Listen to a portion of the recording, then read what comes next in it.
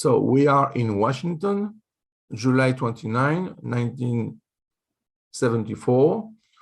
We are reading the memorandum from the Counselor of the Department of State, Mr. Sonnenfeldt, which was sent to the Secretary of State, Mr. Kissinger. So the subject, latest Soviet note on Cyprus, and also talk with Vorontsov. He started with Vorontsov, okay? So the counselor has a call with Mr. Vorontsov. Good morning.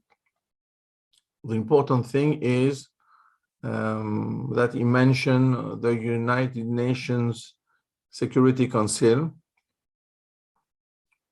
I mean the action.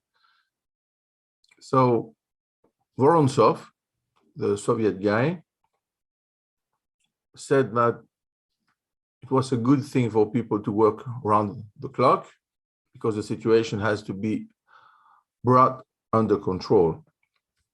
Okay, so we are in also in Geneva, night and day. It was the answer. They just said that they want to keep in touch.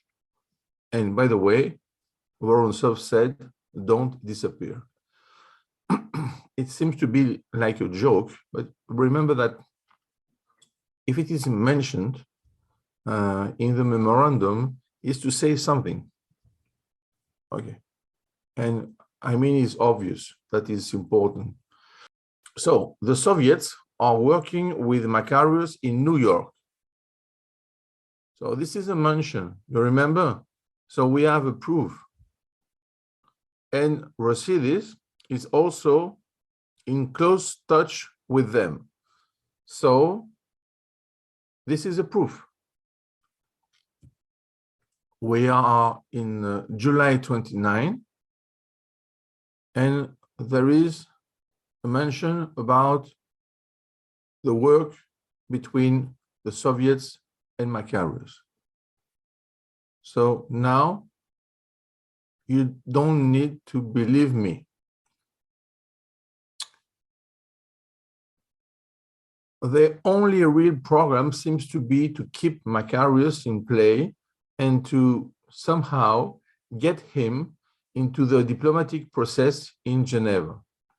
So you remember that Lygeros was not in Geneva, of course, but they want for him to play a role, okay? So you see that they don't care about the invasion. This is known. And we have another proof just after the mention of the resolution 353. They continue to be ambiguous as regards the Turks. Okay? And for me, another important point is the following. Apparently, there has been some direct Soviet-Turkish contact. So this is another important point. So you see that Lygeros is in contact with the Soviets in New York. We have also the mention of Rosidis. And the counselor thinks, at least, that there is a contact between Soviets and Turks. One was a meeting between the Soviet ambassador and the Turkish defense minister. So he mentioned this just to say that at least this meeting was done. But we don't know exactly what they want, except, of course, this is mentioned as a truism, that the longer the present situation continues, the more entry the Soviets will acquire. Okay, so it is for the Soviets a big interest to have the continuation of the invasion. That's why they do not mention anything about them, even in the letter of Brezhnev to Nixon. The next point, which is mentioned, we are going and we are doing, and the Soviets obviously know we are doing. So both of them are doing many things in this diplomatic game. They don't know exactly, but the position of the Americans is that so far in New York, the British have carried the load of argument against the Soviet position. What does it mean? It means that, in fact, the British proposition, which was clear, was an argument against the Soviet position. You remember that the Soviet position is only we need Lygeros again, 1 point, and in fact, no Greeks in the island. For the British, the point is rather different. And of course, for the American, is totally different. So they just said that, remember that there is the British position under pressure, okay, because they carried the load of the argument against the Soviet position. And you see something which is in italics. I still see no value in sending a written communication to the Soviets. So he prefers to have no written communication and just to react orally. Next point, there is a lie from the Soviets. They said to the Greeks, see the mention, the Soviets told the Greeks that the dispatch of their observer to Geneva was the result of agreement between us. We have, of course, denied this. But any written communication suggesting US-Soviet cooperation would undermine our position with the Greeks and Turks and imply US-Soviet collusion. So, you see, there is a double game. US-Soviet Union, Greeks, Turks, and they don't want to show at that point that there is a collaboration. In fact, it's not exactly collaboration because there is no collusion, of course. It's just an antagonism about the situation because we have totally different position. That's why this fact was mentioned.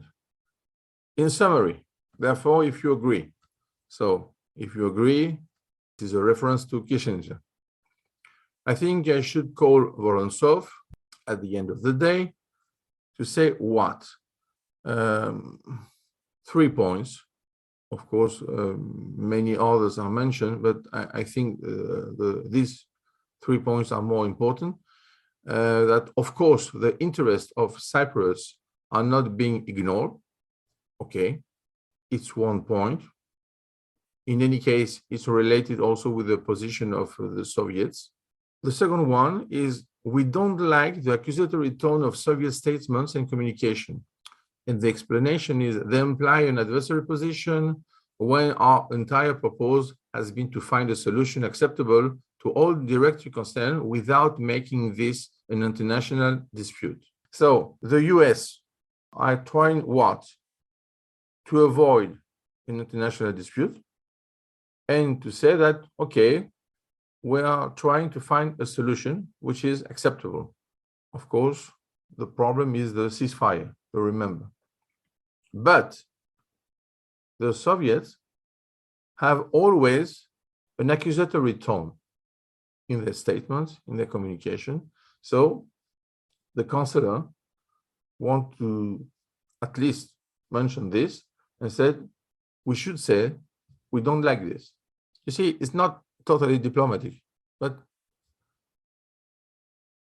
it means something. The third point is we continue to hope the Soviets will desist from anything that might inflame the situation.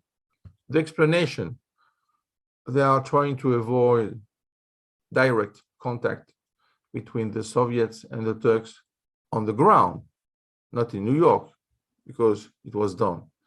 Maybe something about the boats and the fleet there, to avoid maybe between Attila 1 and Attila 2 something. We don't know, we are just in July 29. But in any case, he said, adversely affect the already difficult climate in which the parties are attempting to work out a solution. So you see that the American position is we are trying to find something, we are trying to play together to obtain an acceptable solution. And for Soviets, the game is different. And it was mentioned at the beginning of the memorandum that the longer the present situation continues, the more entry the Soviets will acquire. So it's benefit for Soviets to keep the invasion at the same level.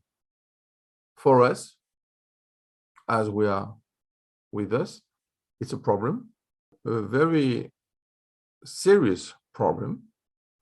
And it's important to know that it was known by not only, of course, the Chancellor, but also the Secretary of State, Mr. Kissinger.